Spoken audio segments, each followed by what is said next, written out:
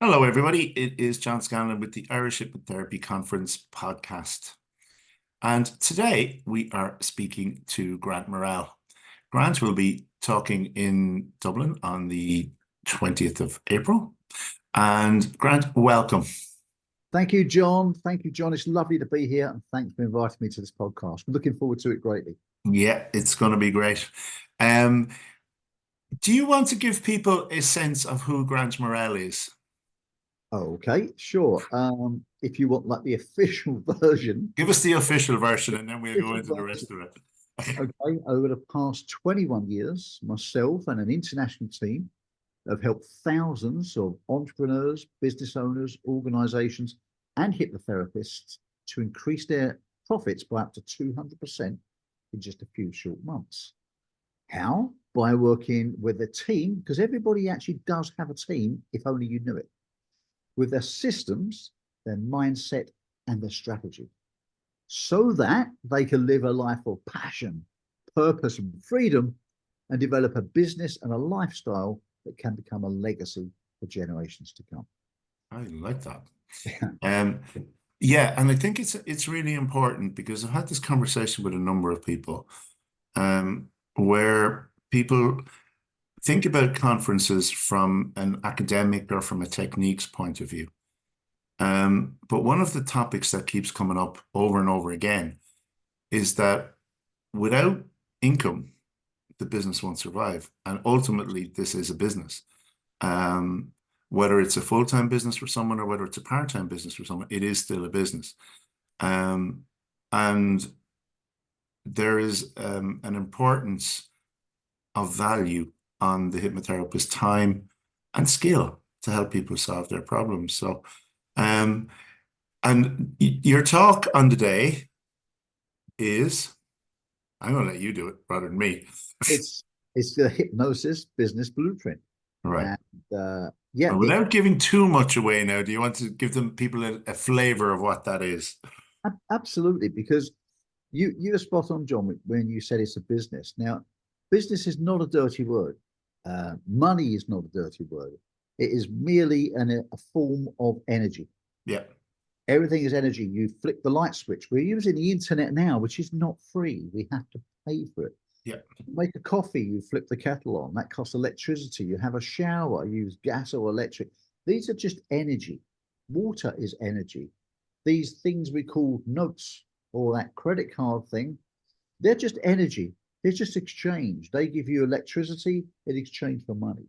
That's all it is. Before we had money, when you would have, I don't know, half a dozen goats and I'd have 20 chickens, I'd exchange the chickens for a goat or something. It was just an exchange of energy, an exchange of resources. Nothing more than that. So for people to get their mind beyond that, it's a mindset thing. This is an inner game. Success is an inner game.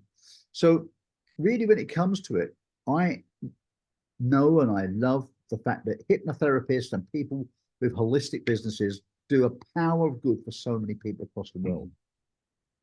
What really irks me and really upsets me is exactly what you said, is that if people don't earn enough money to have a comfortable income or even a fantastic income from hypnotherapy, whatever you desire, if you don't do that, you're probably going to have to go and do some job that you don't like that much. If you don't like it, that means your attention's on that. Should you be a little bit concerned about money, your mind's going to be distracted, which means two things. One, you're not going to be giving your best work to your clients who are sitting in the chair or the couch, whatever, opposite you. Secondly, you're not spending enough time out there helping people and doing all that power of good in the world, which means if you look at that as a ripple effect, that means there's less people who are going unhelped. And that makes me very sad. So that's why it is my mission to help as many hypnotherapists and holistic therapists to actually live a life that they deserve, to have the level of income they deserve. So effectively, without giving everything away, it's if you're listening now and you're thinking, I would like to start a hypnosis business, a hypnotherapy business, and a holistic business, then this would be for you. Or if you have an existing one? If you have an existing one, right. Okay, so then and you'd like to make it bigger. Right, you've got an existing business. It's doing okay. but you're thinking, then things called clients. I'd like a few more of them. You want to grow your business? Bang. I will show you how to do that. And that's one of the key things in any business. Because if you've got a supermarket, you need to sell tins of beans. Yeah. Okay. If you're selling in a restaurant, you need to sell places. If you're a hypnotherapist, you need to get paying clients sitting in front of you. I will show you how you can do that. Okay. But then when you look at it, some of the people who have coached me over the years have got a business and they make 9 different incomes. Well, that's 9, isn't it? Nine different, I can't count. Yeah, we forgot the number 5 there earlier. It's, That's it. it's actually 5 10. and a bit. 9, yeah, 9. 9 is 10, 9 different ways to make money from your business. It's not just one thing. So I often say to people when I coach them, when I do this, is that, well, if I come to your shop, let's call it a shop, your hypnosis shop, Yeah. what can I buy? What's on the shelf to buy, so to speak? So you look at multiple income streams from that very same business, okay? And there's different ways you can do this. You can get more clients, or sometimes you don't need any more clients, but to make more money ethically. And ethics is the key word here. Mm. So if you're curious to discover multiple ways to monetize your business, or perhaps you've got a thriving business, you're sitting there thinking, hey, yeah, but I've got a great business. I've been a hypnotherapist. I've had an holistic business for years. I'm making great money at it. Cool. Fantastic. Well, guess what? Maybe you need more of that most valuable resource in your life. And that's time. Because we can always learn, and I'll teach you how to make more money. But can you get more time? There's a number, and that number is 168. And that It's the means number of hours in the week. you got it, 168. Yeah. Okay, I used to work in an industry where we used to, roster staff, and we used to know all these numbers: 168, 232, double that. 236 means 2 people. So 168 hours, non-negotiable. Yeah. Okay, whether you're Warren Buffett, you, me, Richard Branson, you've got 168 hours in a week. What happens in between those is your choice. So perhaps you've got a thriving business, but you've got to the point in life where you'd like to spend more time with your loved ones, or going out on that boat of a weekend. Whatever it is you do, perhaps you need to reclaim some of that time. So if you want to do that, and you want to get a bit more time freedom, maybe it's time to exit your business or partially exit your business. And after all, if you want to monetize your business, a correctly set up business, most money's made in a business when you sell it. All right. Okay. So there we are. So these are some of the things we will help you to do. But overall, it's going to help you to make more money doing the things you love while helping other people. And that's the whole emphasis of what I'll be talking about. I'm looking forward to seeing this. Because you are among one of the many things you are is a hypnotherapist. So you understand how a hypnotherapist thinks and what they need to do. Now, in addition to that, you're a speaker, you're a trainer in NLP, trainer in hypnotherapy, you're a coach, you are a human behavior specialist, Right. and you're an international selling author. That's right, international best-selling author. Yes, a group of us wrote a book a couple of years ago, and it became an international best-selling author. And it was about personal branding, because you are your own brand. Right. Are your own brand. That's very true, and you'll hear that from a lot of people, that we are our own brand. I mean, and it's about being congruent with that, and not just in the 9 to 5 or whatever time you're dead, but beyond that as well, and mixing personal with business, like, your business page, your personal page. It's about, there's a congruency that needs to go with that. That's right. You've got to be the same person throughout, and it's okay. It's okay to be yourself, because everything's marketable if you learn how to market it. Right. And it always is. And even when it comes to relationships, when people can't find the love of their life, I often say to them, it's not that you're bad in relationships. You're probably just lousy at marketing, because it doesn't matter if you're old, you're young, you're fat, you're thin, whatever it is. There's millions of people out there who would love you. They just don't know you exist. Right. And this is the same as in your business. I try to help people become their own great personality. And within that, once you've done that, is don't be the world's best kept secret. Let the world know. That's the key. isn't it? The Yep. world's best kept secret. Why do you think it is that so many hypnotherapists don't like marketing? Good question, John. And in my experience, the reason they don't is because they didn't ever get in it to run a business. They may have, for example, thought, you know what, I needed some therapy. They went and got some therapy. They thought it was good, thought I really liked it. Other people would like it too. Perhaps I can make a sideline business.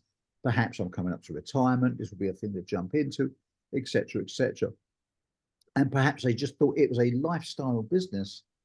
And you know what? It absolutely can be. So for me, it's like wherever you are, wherever you want to become, whether you're a single mother and you want to take the kiddies to school in the morning and you've got a few hours free in the middle to do a couple of sessions back to back and then pick up the kids, absolutely fine. You can run a business like that. Perhaps you want to have a full daytime job, come back and do hypnotherapy one session of an evening or something like that, or a workshop at the weekend. That could work too. Or perhaps you want to do it in the local clinic, the local, hire a room in the local clinic where you've got the chiropractor, the hypnotherapist, Reiki therapist, so on and so forth.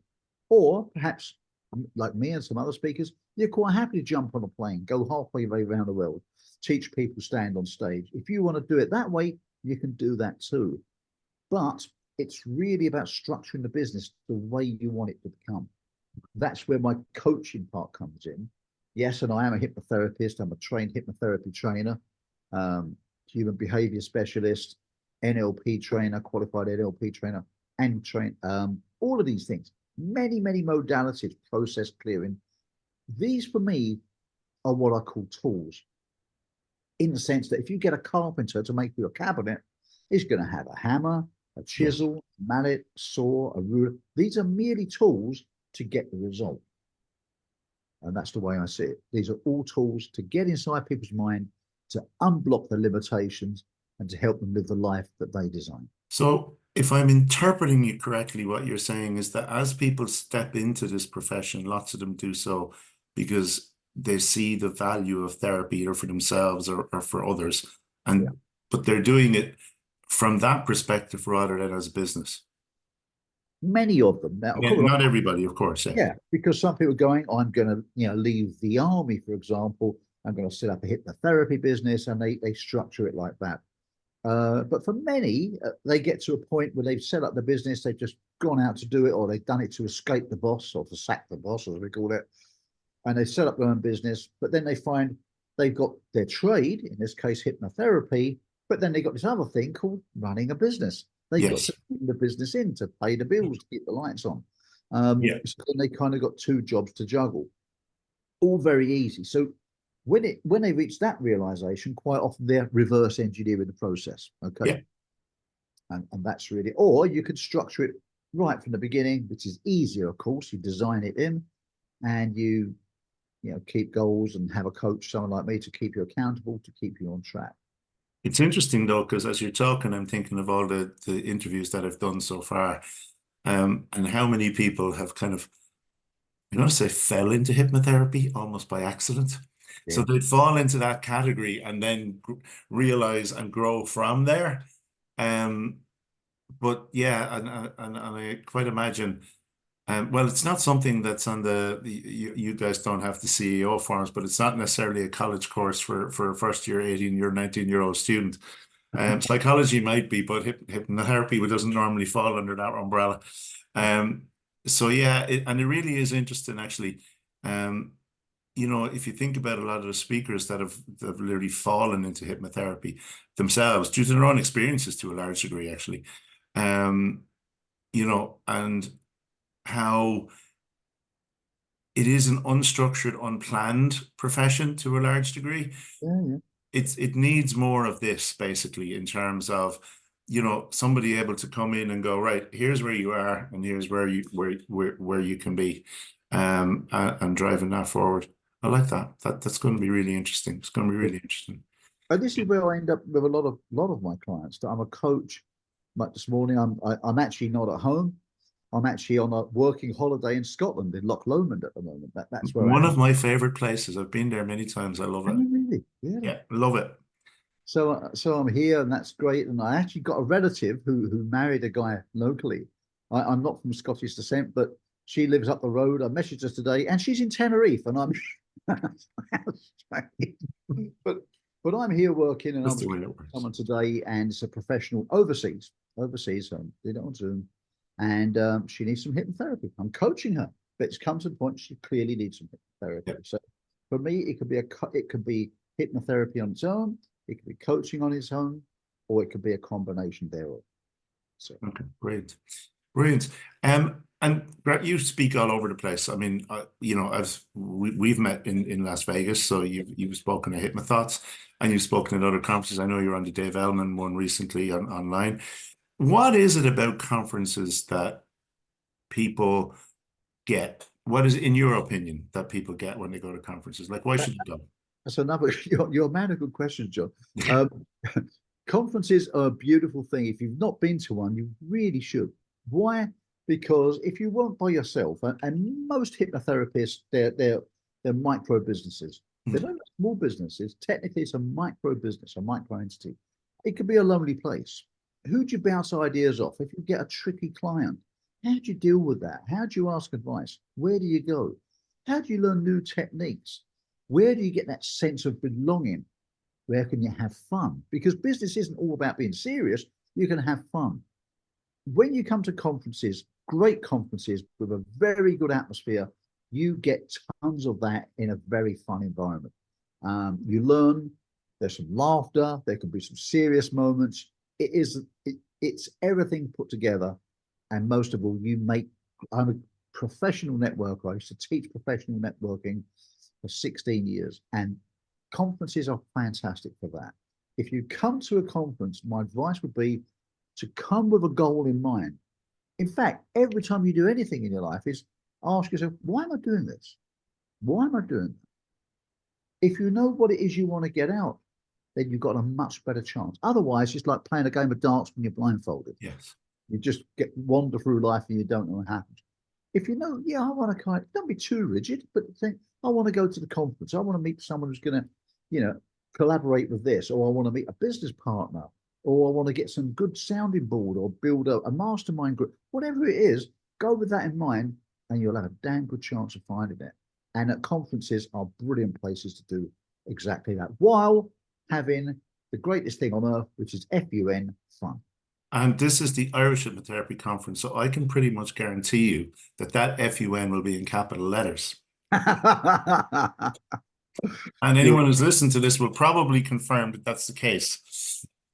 So, Good. anyway, yeah, for me, yeah, I mean, the whole thing of people coming together and forming and becoming a community of connected people that support each other, that's ultimately what all this is about.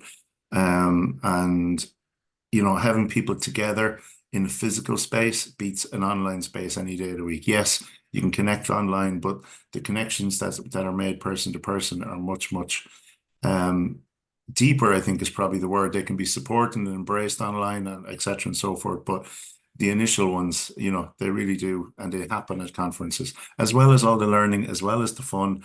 And yeah, and as I was talking to someone earlier, I mean, one of the objects of this conference in particular, and I heard Jason O'Callaghan on radio earlier today, and he was talking about how hypnotherapy was far more advanced in the rest of Europe than it is in Ireland, particularly in the medical profession. Because he had just done a piece of research that was published by the Mayo Clinic, and he had done it with one of the children's hospitals in Crumlin here. And it was really good. And it's really good to acknowledge that hypnotherapy has a much broader role to play. And part of the role of this conference is to help that process along. But it needs a community behind it for that to happen. It does. It does need a community, John. You're absolutely right. And community is everything. Community is everything. Yeah, absolutely. Grant, what does hypnosis mean to you? Ooh, okay. To me, see, hypnosis started off when I was about 15 or 16. I didn't start doing it, but I'd seen a message and it said, "Are you too busy working?" to make money. And I thought, what does that mean? But, I looked around, I thought, yeah, people are running around chasing their tail, but they're not really thinking. So it got to me that a lot of times we go around life, we do things in a long-winded way. Mm. But we know, and there's many different modalities out there, but some can take quite a long time. Now, I know there's arguments for and against with this, but if someone's in anguish, in pain, in turmoil, well, I want to get them out of that as quick as possible. And throughout my life, one of the quickest ways I've ever seen to get people out of that is hypnotherapy, is hypnosis. And for me, it's a great way to look at my whole mantra. I help people achieve more in less time, have less stress and more fun and fulfillment. That's exactly what hypnosis does. And that's what hypnosis is for me. It allows people to come in to have little or no time off work, no medication, no surgery, no scars. It only gives them fulfillment, freedom, and choice. And it allows them to do it quickly, effectively, economically, and in a fun, often very, very vibrant manner. That's And brilliant. hypnotherapy is. I like that. I really, really like that. The holistic. I like that. I really do. Grant, thank you so much for your time today. It's been really wonderful. I look forward to seeing your presentation in Dublin. And to everyone else who's watching this, whatever time of the day it is, whatever time of the evening, or wherever you are in the world, I wish you a wonderful rest of day. And we'll see you in Dublin in April, on the 20th of April, or actually the 19th if you're coming to Kate Bevan Mark's Hypno Games on the Friday night, because if you're around Dublin, please do. It'll be a bit of crack, I promise. Have a wonderful day and see you in Dublin. Bye.